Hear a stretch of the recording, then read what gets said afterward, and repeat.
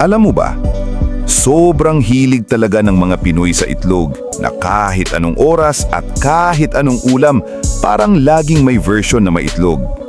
Mapa-almusal, tanghalian, hapunan, o kapag petsa de peligro na at paubos na ang budget, itlog ang isa sa pinakauna nating naiisip.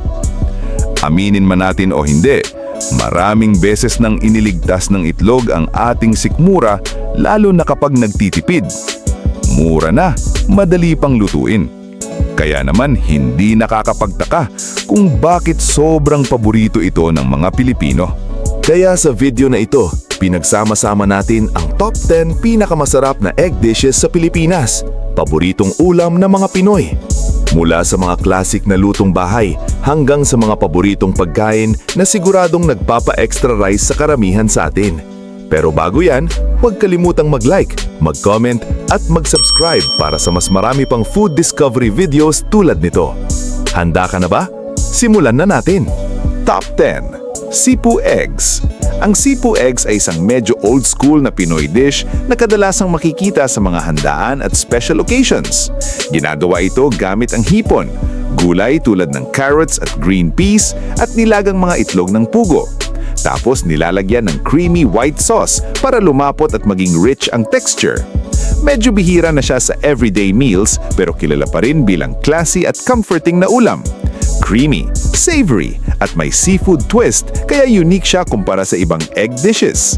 Top 9. Sarsyadong pechay at itlog. Ang sarsyadong pechay at itlog ay isang simple pero sobrang comforting na gulay at itlog na ulam.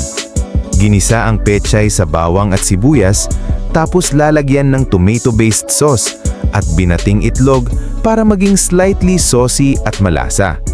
Madalas itong budget meal sa mga pamilyang Pinoy, pero hindi nagkukulang sa lasa at sustansya. Perfect sa kanin at mainit na sabaw vibe. Top 8. Egg Drop Soup.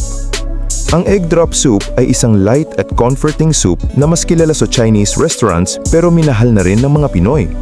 Ginagawa ito sa pamamagitan ng maligamgam na broth na hinahaluan ng binating itlog para maging silky strand sa sabaw. Madalas itong nilalagyan ng cornstarch, corn kernels at paminta para mas flavorful ang lasa. Simple pero soothing siya. Perfect kapag gusto mo ng mainit at gentle na pagkain. Top 7. Ginisang ampalaya with egg. Ang ginisang ampalaya with egg ay classic Pinoy ulam na kilala sa kombinasyon ng mapakit na ampalaya at malinamnam na itlog. Ginigisa ito kasama ang bawang, sibuyas at minsan giniling para mabalanse ang lasa. Kapag nahalo na ang itlog, nagiging creamy at mas madaling kainin ang ampalaya. Isa ito sa mga healthy pero underrated na ulam sa maraming bahay. Top 6. Tortang giniling. Ang tortang giniling ay isa sa pinakapopular na egg-based dishes sa Pilipinas dahil sa sobrang busog at lutong bahay na lasa. Ginagawa ito mula sa giniling na baboy o baka na hinaluan ng patatas, carrots, sibuyas at binating itlog bago iprito hanggang maging golden brown. Malasa, juicy at perfect sa ketchup o banana ketchup. Isa talaga ito sa pinaka-ulam na egg dishes ng Pinoy. Top 5. Tamago Sando, Pinoy-style egg sandwich. Ang tamago sando ay Japanese-style egg sandwich na sobrang sumikat sa Pilipinas dahil sa creamy at soft nitong texture. Ginagawa ito gamit ang boiled egg na hinaluan ng mayo, asin at paminta bago ipalaman sa soft bread. Sa Pinoy version, minsan nilalagyan pa ng cheese o konting condensed milk para mas creamy at slightly sweet. Kahit simple lang, isa ito sa pinaka-Instagrammable at addictive na egg sandwiches ngayon. Top 4. Adobong itlog. Ang adobong itlog ay isang budget-friendly na twist sa classic na adobo kung saan itlog ang pangunahing sangkap. Niluluto ito sa toyo, suka, bawang at paminta hanggang maabsorb ng itlog ang masarap na adobo sauce. Minsan, nilalagyan din ng pork o chicken para mas heavy. Pero kahit itlog lang, solid na siya. Isa ito sa pinaka-basic pero pinaka-satisfying na lutong bahay. Top 3. Corned beef omelette. Ang corned beef omelette ay isa sa pinaka-common na quick meal ng mga Pinoy, lalo na tuwing almusal o tipid days. Pinaghalong ginisang corned beef at binating itlog na piniprito hanggang maging malasa at medyo crispy ang edges. Madalas itong may sibuyas at paminta para mas lumakas ang flavor. Madali lang gawin pero sobrang nakakabusog at perfect sa mainit na kanin. Up 2. Scrambled egg, sunny side up, at egg with tomato. Ang scrambled egg, sunny side up, at egg with tomato ay halos magkakapamilya na egg dishes na sobrang staple sa Pinoy breakfast table. Simple lang ang preparation pero iba-iba ang texture at flavor. Merong fluffy, runny yolk o kaya ginisang kamatis na may itlog. Madalas itong partner ng hotdog, tuyo, tocino o kahit sinangag lang. Kahit basic, ito ang pinaka-daily comfort na egg dishes ng maraming Pilipino. Top 1. Tortang talong. Ang tortang talong ang ultimate Pinoy egg dish na halos lahat ng household ay alam at nakasanayan na. Iniihaw muna ang talong bago balatan. Saka ito isinasawsaw sa binating itlog at piniprito hanggang maging golden at smoky ang lasa.